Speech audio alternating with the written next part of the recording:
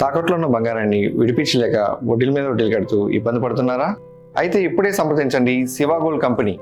మీ నమ్మకానికి మా హామీ శివ గోల్డ్ కంపెనీ.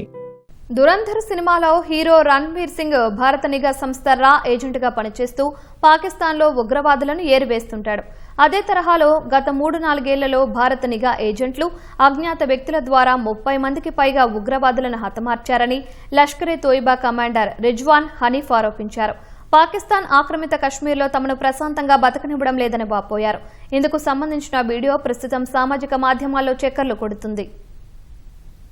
గత కొన్నేళ్లుగా పాక్లో గుర్తు తెలియని సాయుధుల చేతుల్లో ఉగ్రవాదులు హతమవుతున్న ఘటనలపై లష్కరే తోయిబా కమాండర్ రిజ్వాన్ హనీఫ్ సంచలన వ్యాఖ్యలు చేశాడు. పెషావర్, కరాచీ, రావల్పిండి, ముజఫరాబాద్, రావల్కోట్ లాంటి నగరాల్లో తమ వాళ్లను వరుసగా మట్టుబెడుతున్నారని ఉగ్రవాది హనీఫ్ తెలిపాడు. గత 3-4 ఏళ్లలో భారత నిఘా ఏజెంట్లు అజ్ఞాత వ్యక్తుల ద్వారా 30 మందికి పైగా ఉగ్రవాదులను హతమార్చారని హనీఫ్ ఆరోపించాడు. ఈ పరిణామాలతో పాక్ ఆక్రమిత కశ్మీర్లో తమ కార్యకర్తలు ప్రశాంతంగా జీవించలేకపోతున్నారని అన్నాడు. భారత ఏజెంట్లు వారిని లక్ష్యంగా చేసుకుంటున్నారని తెలిపాడు. ఇందుకు సంబంధించిన వీడియో ప్రస్తుతం సామాజిక మాధ్యమాల్లో చక్కర్లు కొడుతోంది. ఈ ఏడాది మే నెలలో అతడు ఈ ప్రసంగం చేసినట్లు తెలిసింది. ఇదే ప్రసంగంలో లష్కరే ఉగ్రవాది హనీఫ్ ఇతర మతాలపై కించపరిచే వ్యాఖ్యలు చేశాడు.